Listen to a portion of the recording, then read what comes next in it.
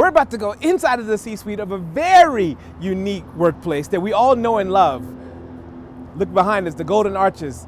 Joanne DeVette, Chief Restaurant Support Officer. We're about to have a conversation about something we all care about, and that is McDonald's. Hi, Joanne. Hi, how are you? I am wonderful. Welcome. I am so thrilled to be able to have a conversation with you. Thank you. Now, as Chief Restaurant Support Officer, has this role, is it new? Is this a role that's always been with McDonald's?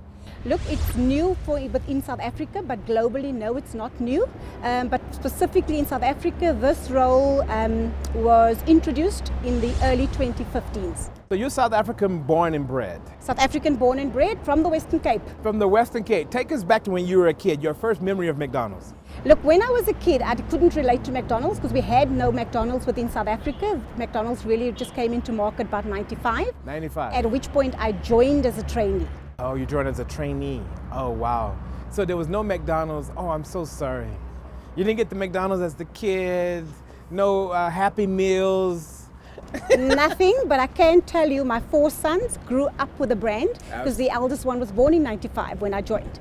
So every one of my kids have significant memories around McDonald's. Your story is extremely impressive in that, you know, even growing up, take us back to your first ever job, period, as any employee before McDonald's. My first ever job was actually selling adapters for geysers, door to door in the evenings at the homes of family to try and regulate their temperatures of their thermostat so that they could save electricity.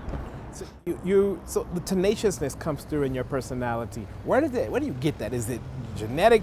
Is it DNA? Where does it come from? I think I'm a true believer in Ubuntu, so I do think it's a combination of my upbringing, it's a combination of people that I had the opportunity to be exposed to, the type of education that I experienced as a young girl. So I do think it's far more holistic. I can't really pinpoint it to one specific experience. Got it. You know, I want to check out, you know, where we are now. This is, you have 243 McDonald's in South Africa at the moment, right? Absolutely, in all 9 provinces. All 9 provinces. Wherever you go, there you're going to be able to McDonald's. find a McDonald's there. And you have to kind of make sure there's a certain sort of standard in your team, you know, in all of these McDonald's. Absolutely. So we focus very much around the internal brand standards. So outside of what the expectation is from a legal perspective, our standards are significantly high. And if there's anyone driving continuous improvement, it's myself and my team. Wow. Can we go inside and see and get a feel of this particular McDonald's? Yes, please follow me. Take us back to your first ever job at McDonald's. First ever job at McDonald's, started off as a trainee in 95 in the Western Cape. And what was interesting is I joined as a trainee, but in the first 10 days, all I was doing was cleaning floors, windows, and toilets. Wow. The restaurant wasn't trading. So wait, you started cleaning? Yes. Cleaning around as a trainee? Yes. I bet you everyone working around you struggle to believe that story. No, they don't. They believe you. Because cleanliness for us is the foundation to understanding the detail of our business. So we refer to it as being the devil in the detail. And around a focus on something which we call none of us is as good as all of us. So what's good for a crew person, if there's a spill, doesn't matter what level I am in the organization. If I have the opportunity to do so, I assist. If there's somebody else to do so, that person will obviously automatically volunteer. But no job is too big for wherever you are in the organization.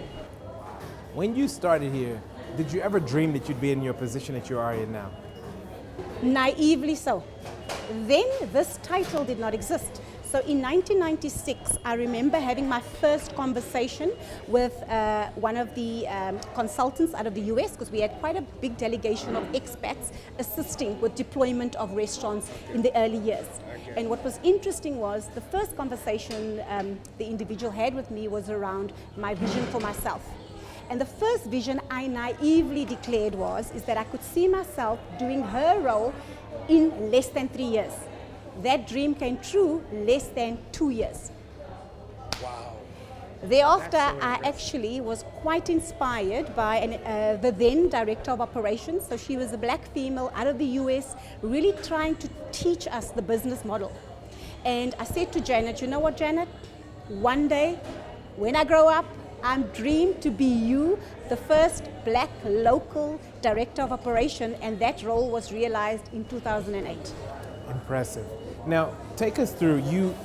You left this trainee position. You moved forward towards within this sort of 2-year period. And what was it like, being so you're still young, but being a really young woman in a position of so much power? What was it like? How did you deal with that so early on as a young woman? I think early on as a young woman, I didn't really understand the concept of power. Because I'm quite inclusive in the way I think, I don't necessarily rank people from a tenure position, from an age position, from a gender position. So for me, that allowed me to excel in my role because I was only trying to ever be the best at what I was able to do at a point in time. So for me today, if you had to ask me the same question, I think I dreamt of being a powerful businesswoman. But today I can tell you it's not about powerful. It's actually being able to influence business strategy, influence the unlocking of talent in the organization across gender, across race, across culture. But I do know that women's empowerment is very important to you. Absolutely. And you serve on some committees, some global forums. Tell us about why it is. So first of all, some of there's an organization that you work with to empower women. Tell us more about this. So within South Africa, we have got a women's leadership network. So it's a local network for McDonald's South Africa. Oh, wow. However, within the Asia-Pacific Middle East, there's also a network where I actively participate as a steering committee member. Oh, really? So the South African committee, and then there's the Asia sort of specific. Are they two different focuses? Are you finding similar issues and challenges between the two? So some of the issues are quite diverse. In the Asian Pacific region, is really focused on bringing gender transparency and transformation across the business sector. Within South Africa, or within McDonald's South Africa specifically, the majority of our employees are females. Some of the most significant roles are occupied by females. Wow. So for us, it's balancing gender, but at the same time trying to unlock talent across gender within our specific business. Wow. And the percentage of sort of from your position higher, what percentage would you say are women to? So currently we're about 30%. So there's two of us in an executive position within McDonald's South Africa.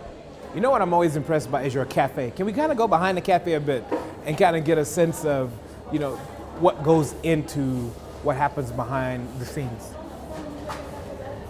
Now, I know you can't let us into the hot spot. But I appreciate you letting us back here.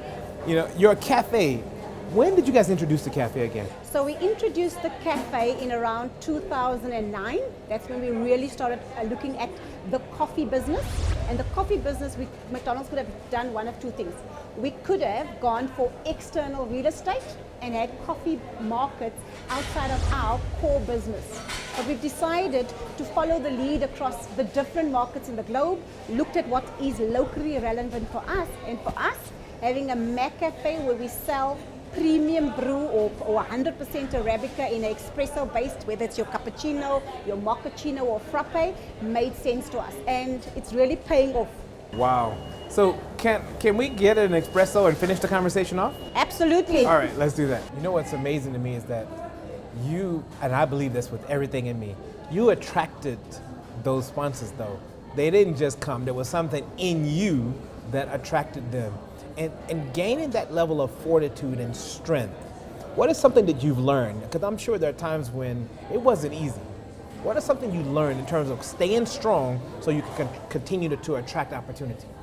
I think for me, I learned at a very early stage in my career that positive discomfort is a catalyst to progress. So positive discomfort is a catalyst to progress. I wish I had a pencil and paper. I need to write that down. So in times where I was asked to do something, whether it's a project, whether it didn't even relate directly to the function I was performing, I'd volunteer. More because I had the desire to want to understand the business across different avenues and not just the mainstream of operations.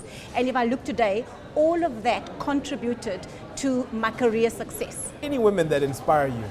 Women that inspire me in the current day and age, Thuli Madanzule, somebody that truly inspires me. And the inspiration is drawn not from her power in her role, but the leverage and the influence that she has and the values that she stands for. So that for me is something that's close to my heart. I'm going to ask two questions. Yeah. One is, you've received mentorship. Have you received mentorship? And do you mentor? Yes, I have received mentorship and a lot of the sponsors. So, and what was interesting for me is a lot of the sponsors who mentored me were all males. Our current CEO, Greg Solomon, was somebody that identified me as talent years ago when I was still based in the Western Cape. And he made every opportunity to connect with me to try and establish whether I was on track from a career perspective to have that level of engagement. So yes, I have been mentored, and I feel that within my current role there are a cross-sectional of individuals that I mentor, and it's not just restricted to females, it also includes males in the business. Really? And what do you enjoy about mentoring? The enjoyment from mentoring comes from the fulfillment of seeing these individuals realize their potential. Because a lot of the conversations initially is focused around me and what I did to succeed. And then as you evolve the conversations, it's around what they could possibly be doing, what they're currently doing that they can excel at in order for them to realize progress within the business. When you consider your 1995 self and your 2016 self, what is that, 21 years? 21 years. 21 years in this business. What is one thing that you have learned in that 21 years within this strong brand, this iconic international brand, that everybody needs to know? I think, and it probably talks to my core values, so for me it's around living the culture of the organization. So the part of the culture of our organization is embedded in our values. And one of the values that I've benefited from in 1995 and I still benefit from today is the fact that I can value people as individuals, but at the same time acknowledge, recognize the contribution that they make with the organization, as well as realize growth. In other words, moving either through the organizations in the form of promotions or laterally moving into departments that they desire to be in. Wow. Joanne, thank you for allowing us inside of your C-suite. Thank you, Timothy. That's what I'm talking about. Positive discomfort. I mean, that's going to stay with me for a very long time, and I hope it stays with you. Thank you for joining us on Inside of Her C-Suite.